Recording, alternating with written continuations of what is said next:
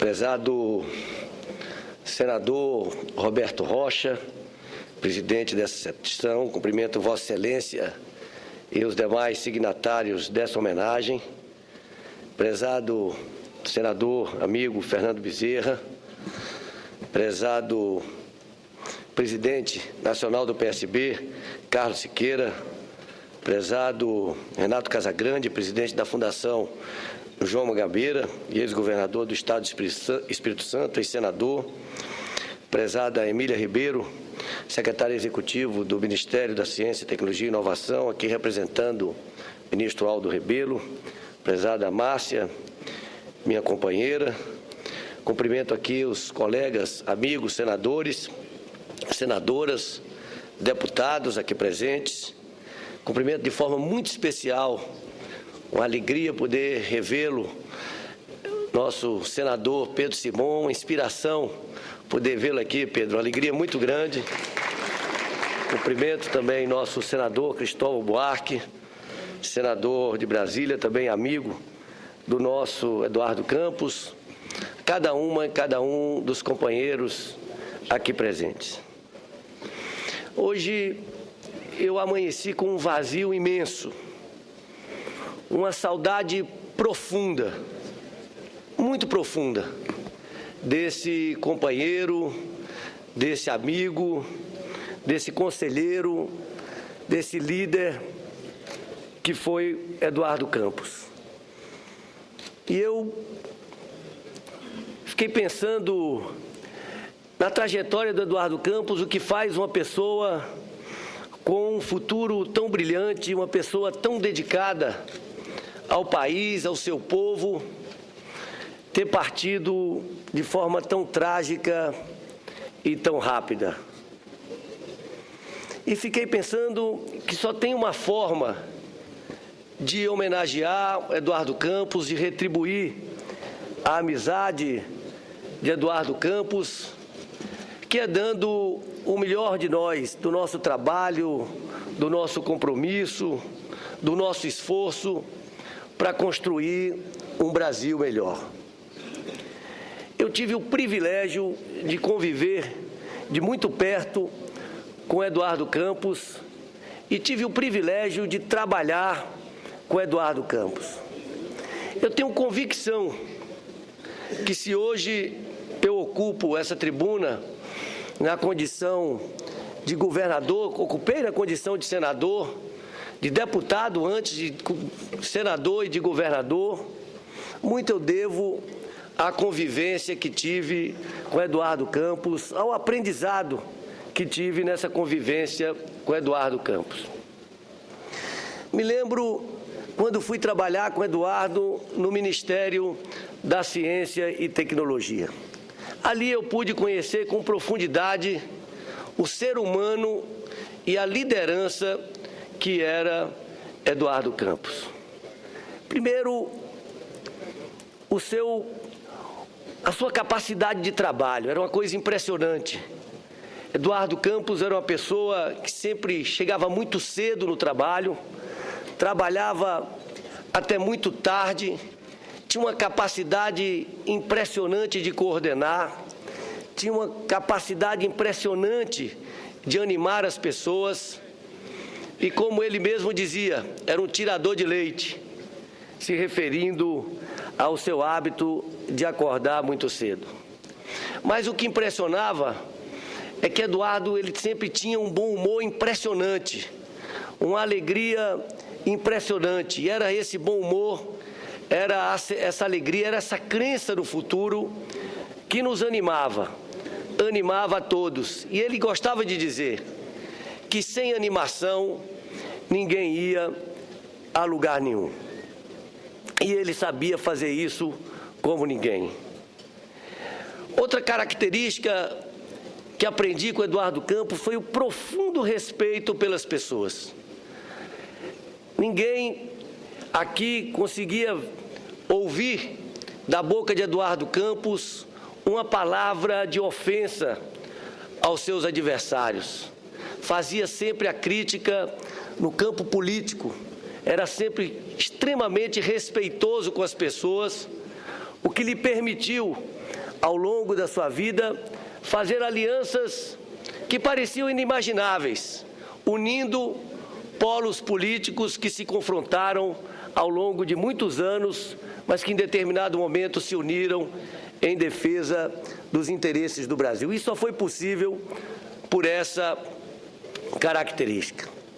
Eduardo Campos era um grande gestor, um gestor que coordenava a sua equipe, acompanhava, monitorava semanalmente, cobrava resultados e sempre nos colocava desafios para que a gente pudesse conquistar mais. E tenho convicção que a sua passagem pelo Ministério da Ciência e Tecnologia foi fundamental para forjar o político nacional, para tirá-lo da esfera de grande liderança regional que já era, para transformá-lo numa grande liderança nacional. Muito rapidamente, com a sua capacidade de ouvir, ele trouxe para si, para perto de si, a comunidade científica e, com ela, construiu uma política industrial, tecnológica e de comércio exterior com os olhos voltados para o futuro. Me lembro de algumas conversas desse tempo, me lembro de uma conversa com a pesquisadora Berta Becker, da Amazônia, e que ao final da conversa ele dizia que a forma mais inteligente, mais eficiente de proteger a Amazônia era através do conhecimento. Mas Eduardo também dava uma importância fundamental àquelas áreas estratégicas como a política nuclear, como a política espacial, como as áreas, a política de biomassa, as áreas voltadas à fronteira do conhecimento. Mas Eduardo, além de ter os olhos voltados para o futuro, tinha a sua vida, a sua atuação política fincada na realidade do povo mais pobre deste país. Desde cedo conviveu com Miguel Arraes, grande liderança popular, grande liderança que teve a sua vida toda vinculada à trajetória da população mais pobre, e Eduardo nunca abriu mão, jamais abriu mão desse seu vínculo com a população mais pobre desse país. É para esse povo que Eduardo trabalhava. Mas Eduardo, ao contrário da maioria dos políticos, era uma pessoa que tinha sempre uma posição muito firme. Ninguém jamais viu Eduardo em cima do muro. Ele sempre tinha posição, sempre tinha posições corajosas, posições que muitas vezes confrontavam com o status quo. Era uma pessoa que sempre teve um grande respeito e sempre valorizou a diversidade e uma capacidade de articulação impressionante. Foi essa capacidade de articulação, com o apoio de deputados e senadores de todos os partidos, de todos indistintamente, que fez aprovar no Congresso Nacional a Lei de Inovação, que fez aprovar a Lei de Biossegurança, que aprovou a liberação de pesquisas com células-tronco embrionárias. Era essa capacidade de diálogo, essa capacidade de articulação. Mas neste momento da vida pública do nosso país, eu queria ressaltar uma qualidade do querido Eduardo Campos, e aqui cumprimento a sua família. Era uma qualidade do Eduardo Campos que está fazendo muita falta nesse momento, que é o da valorização da política. Valorização da política com P maiúsculo. A valorização da política como instrumento de superação de crises, de construção de consensos, a partir da percepção que a política é um instrumento para melhorar a vida das pessoas. A política é um instrumento para fazer as pessoas mais felizes. E nisso, Eduardo era um craque. E ele tinha essa capacidade exatamente pelo respeito que ele construiu ao longo da sua trajetória, de ter uma palavra firme, de ter uma palavra honrada, de respeitar posições diferentes, de jamais entrar no plano pessoal. Isso lhe permitiu ser um construtor de pontes, qualidade, característica que está fazendo muita falta nesse momento da história do nosso país. Eu quero, aqui neste momento, homenagear a família de Eduardo Campos, mandar um abraço para a Renata, para o João, para o Pedro, para o José, para a Eduarda, para o Miguel, para sua mãe, Dona Ana Raiz. Quero cumprimentar também as famílias daqueles companheiros que acompanhavam Eduardo Campos nessa trajetória, Pedro Valadares, Carlos Percol, Alexandre Severo, Marcelo Lira, Marcos Piccolo, Geraldo Magela, e dizer que nós temos que nos inspirar nesse momento da vida nacional, nós temos que nos inspirar no exemplo de Eduardo Campos para buscar forças, para buscar energia, para que possamos construir um ambiente de diálogo que permita apontar para o futuro, não fazendo concessões, mas com posições firmes da necessidade de construir um Brasil justo, solidário e generoso. Quando Eduardo disse aquela frase, nós não vamos desistir do Brasil, ele estava falando desse Brasil justo, solidário e generoso.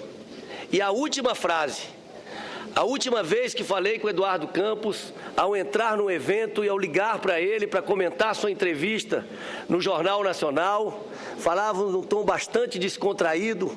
Eu dizia para ele que minha mãe tinha assistido a entrevista, tinha comentado muito satisfeita, que ele tinha ido muito bem.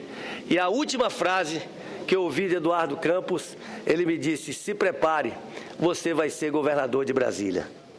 Ah, se ele soubesse a falta que ele faz nos momentos de dificuldade, de poder ligar para Eduardo e compartilhar as dificuldades, ouvir dele um conselho, ouvir dele uma palavra de animação, uma palavra de otimismo, que eram as palavras que estavam sempre em sua boca, estavam sempre em seu coração.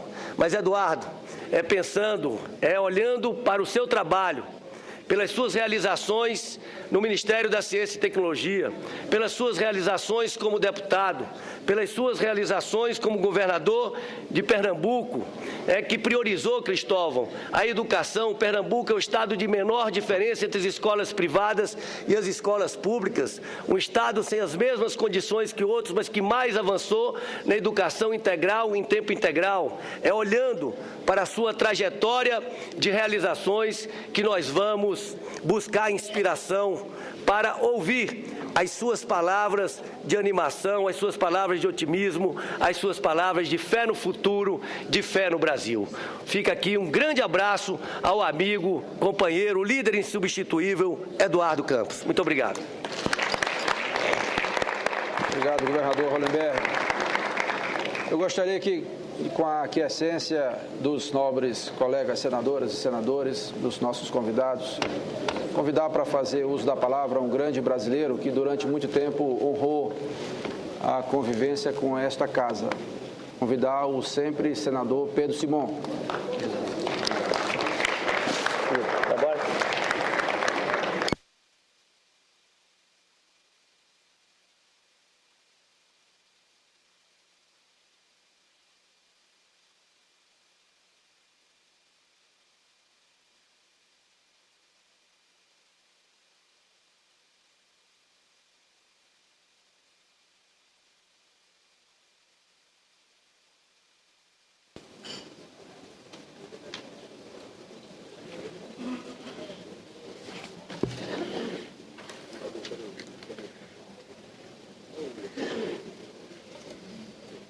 Prezado presidente, signatário da presente sessão, senador Roberto Rocha,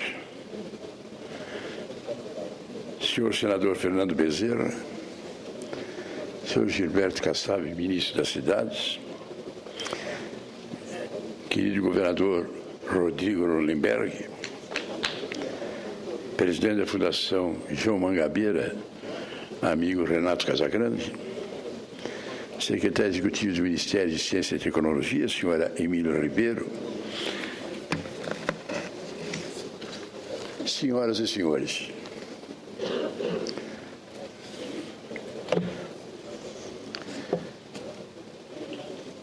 vim a essa sessão porque achava que eu tinha a obrigação de estar aqui. Não imaginava, senhor presidente, a honra do convite de falar. E a tanto aos senhores a emoção de falar nessa casa. Numa hora tão difícil como essa que nós estamos vivendo, mas num momento tão importante quanto esse que nós estamos vivendo.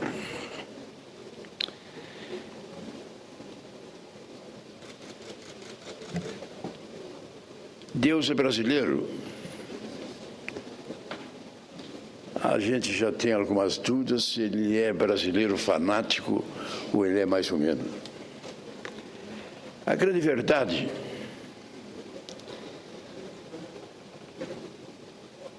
eu fui um grande amigo de Miguel Arraes. Eu estava no aeroporto lá no Rio de Janeiro quando ele chegou. Milhares de jovens na esplanada. Não tem um serviço perfeito de alto-falantes. E o Miguel Arraes, com aquela sua voz rouca, falava baixinho. Então ele falava uma frase e os jovens iam repetindo, porque estavam atrás, iam repetindo a chegar no final. Quando ele terminou, foi uma choradeira.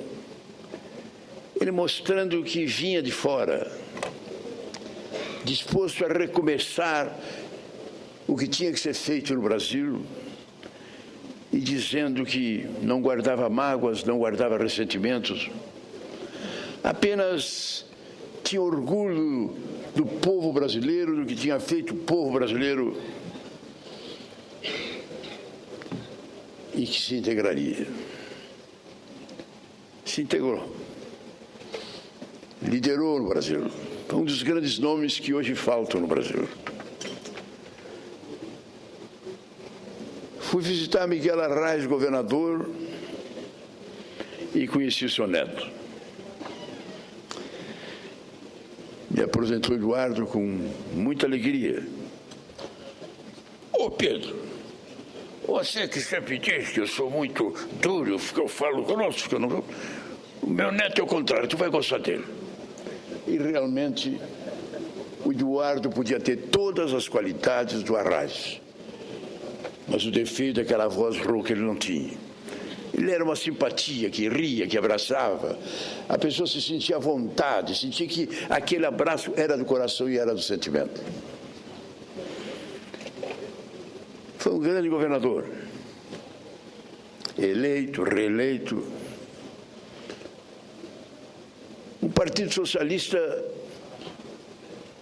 ao qual ele pertenceu sempre. Nós estamos numa geração de que aqueles que pertenceram a um partido só é muito estreita. Temos 30 e tantos. E conforme for, vamos para 50 e tantos, não sei. E defendia suas ideias. Defendia as suas ideias, o seu pensamento, integrou o governo Lula e chegou um determinado momento, numa hora difícil, numa hora que no fundo não se sabia qual o caminho a seguir. Um partido que estava no governo buscava manter-se por mais 4 anos, indo a 16. Um outro partido que tinha ficado 16, estava a 12 fora e queria voltar. Mas não se tinha um sentimento realmente do que era. E aparece Eduardo Campos. Aparece com uma plataforma de amor, de paz, de carinho, de reconciliação, de entendimento, chamando a todos, buscando uma proposta para o Brasil. E ele empolgou. Ele realmente empolgou. eu me empolguei com ele, porque vi os sentimentos, primeiro pelo seu governo, pelas realizações que ele fez no seu governo, que era realmente a sua grande presença. A gente fala bonito, mas falar bonito a gente fala daqui para adiante. Mas para a gente acreditar que daqui para adiante ele pode fazer, nós temos que olhar o que ele fez atrás. E a obra que ele fez em Pernambuco se distanciava de tal maneira na grandeza que valia a pena. Uma das coisas que eu admirei ali foi a reconciliação dele com o Jarbas Vasconcelos. O Jarbas e o Arraes eram dois homens que eram íntimos. O Jarbas foi o maior amigo, o maior irmão que o Arraes teve quando desembarcou no Brasil. O Jarbas ficou do lado do Arraes, quanto o Marcos Freire, quanto a todos, ele estava identificado com o Arraes. Por essas coisas que aconteceram, traçaram caminhos opostos. Pois o seu neto se reconciliou. E o Jarbas estava ali integrado no sentido de que ele também achava. Esta hora que tem essa confusão, essa dificuldade, o homem que significa a expectativa de que podemos querer, que teremos um governo de todos, para todos e sério, é o Eduardo. Tinha a candidatura da Marina, que tinha feito 20 milhões na eleição anterior. A Marina é mais para a santa do que para a política. A sua pureza de ideias, a sua pureza de sentimentos, a quase ingenuidade com que ela acredita que aquilo que ela fala, por ser o que é certo, vai ser realizado, faziam com que todos a admirassem. E eu tinha um carinho muito especial por ela. Uma atitude que até hoje eu não entendo. Me perdoe o Superior Tribunal Eleitoral, mas foi uma decisão política não dar registro ao Partido da Marina. Com milhões de assinaturas, negaram o registro, enquanto uns partidozinhos que não se sabe de onde for, de repente estavam registrados. Foi uma decisão política, no sentido de evitar a candidatura dela. Ela estava aqui, todos os partidos procurando o que ela faz e o que ela não faz. Eu, grande amigo dela, telefonei para ela. Marina, eu quero dizer o que eu penso. Esses partidos que estão te convidando, tudo bem, mas vai ser uma composição sem nenhum significado, sem nenhum conteúdo, não vai somar nada, Marina.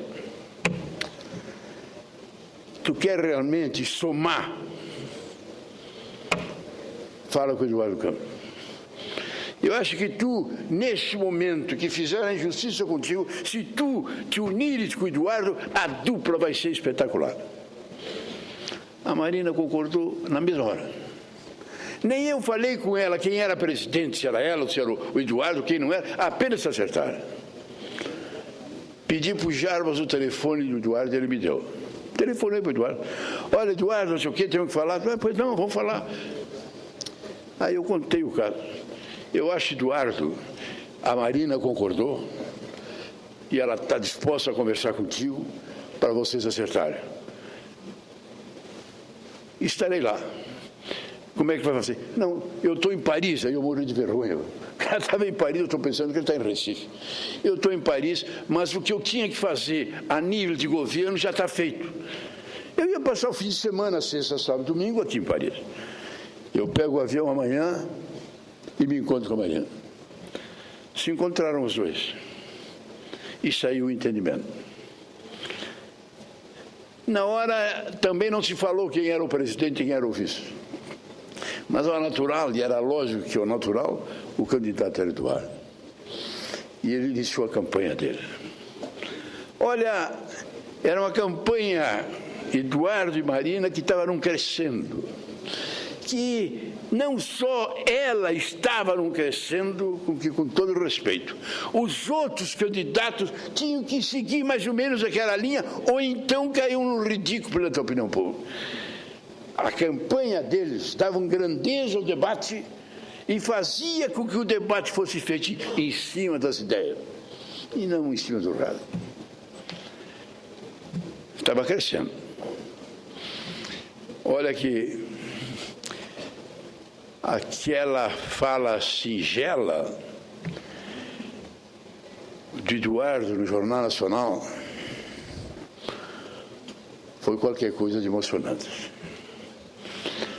Ali, a firmeza dele, o conteúdo dele, a seriedade dele, a profundidade dele conquistou. Aí eu sou um cristão e sou descendente de árabe. E nós temos uma palavra, maktub, está escrito. Aquela frase dele ao sair dali, não vamos desistir do Brasil. Quando eu recebi aquilo, no meu ouvido, eu não conseguia interpretar direito. Quando eu soube a notícia da morte, eu entendi. Aquela foi uma mensagem atávica que ele, que estava sendo chamado,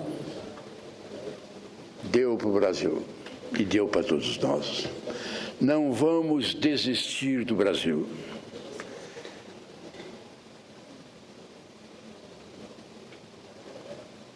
E acho com toda sinceridade que na hora que nós estamos vivendo, nós não podemos aqui apenas resumir esta sessão emocionante em homenagem ao Eduardo. Se nós quisermos homenagear o Eduardo, se nós quisermos reconhecer o que foi o seu trabalho, vamos pensar que o Eduardo está onde estiver.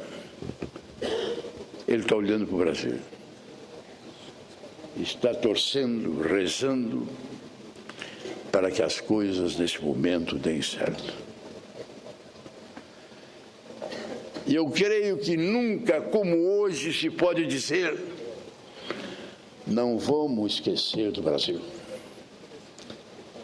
Realmente,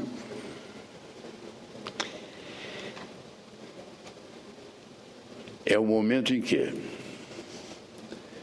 nesta hora em que as notícias e as posições parecem levar para um antagonismo total, eu diria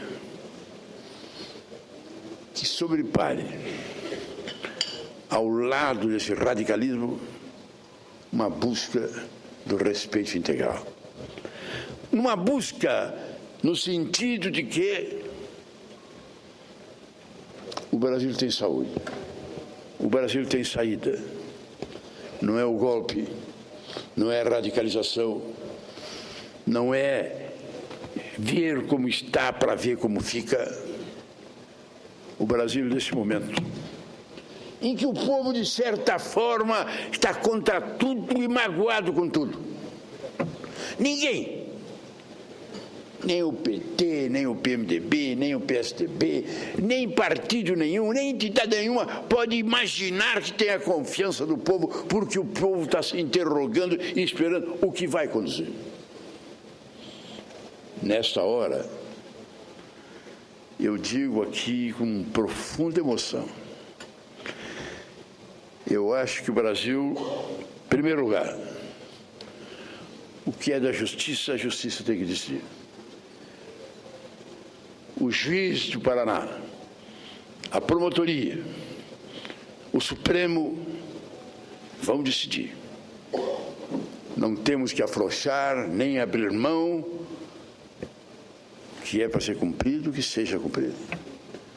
Mas nós, a sociedade, nesse momento, fazer um entendimento em que se busca uma fórmula através da qual se encontre uma solução para o encaminhamento. A senhora presidente se acha que vai sair da crise, não só indicando para os partidos no mero dos ministros, mas também o secretário, mas também o chefe de gabinete, mas também não sei o quê, não sei o quê, não sei o quê. Não é esse dano que se recebe que vai resolver.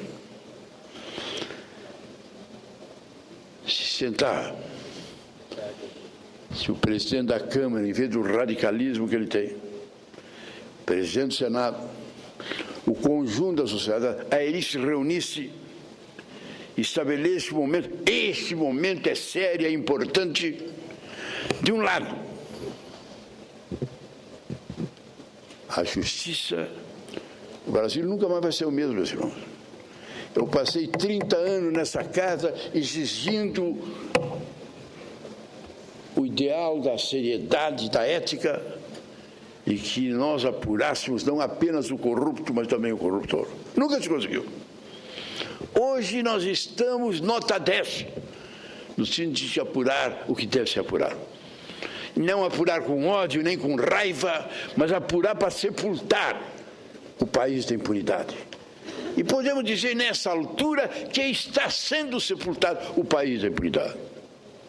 Mas do outro lado, a presidente de um lado, o parlamento do outro, a sociedade do outro, vamos reunir e vamos fazer momento de transição.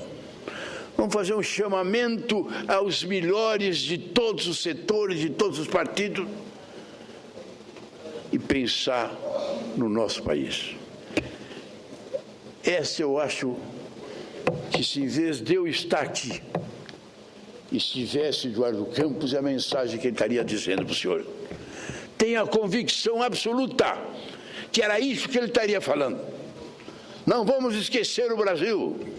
Nesse momento, nessa hora em que temos mágoas, em que temos ressentimento, em que temos injustiças, em que temos interesses os mais variados, vamos esquecer. O que é bom para o Brasil é bom para o Brasil. E fazer um governo de tal natureza do entendimento para deixar que lá na próxima eleição, um país mais livre, mais democrata, não com 30 partidos, mas com os partidos necessários, não com essa legislação que dá estado de interrogação, sem a divisão do dando que se recebe, mas partidos com ideia e com conteúdo possam serem organizados, podem serem feitos e nós podemos chegar lá. Eu estou aqui, senhor presidente, e agradeço a sua gentileza. Eu venho lá do Rio Grande. O Rio Grande vive um momento muito difícil. Está tão complicada a nossa situação que o governo teve que tomar uma dramática decisão entre não pagar o funcionalismo público, que se quedaria numa solução gravíssima, e atrasar a folha de uma dívida cruel, madrasta. Se a dívida não fosse do governo federal, o governo do Rio Grande do Sul não devesse para o governo federal, mas devesse a qualquer cidadão cobrar o juro que o governo federal estava na cadeia, ia para a cadeia por ladrão, por o absurdo, pois o governo fez esse atraso. O governo federal congelou no mesmo dia. O governador veio a Brasília com audiência marcada com o senhor ministro, mas depois ele tinha compromissos tão importantes que não pôde recebê-lo. Essas situações, que hoje é lá e amanhã pode ser não sei aonde, é que nós precisamos entender que por aí nós não vamos ao caminho ideal. Eu, nesse momento, fecho os olhos e vejo o nosso querido Eduardo. E eu tenho certeza que ele diria exatamente isso. Não é esse o caminho. O caminho, nessa hora, há momentos na vida para tudo. Para rir, para chorar, para condenar, para absolver, para lutar, para ficar na defesa. Esse é o momento, parece mentira que eu vou dizer, em meio a essa radicalização. Esse é o momento para o amor.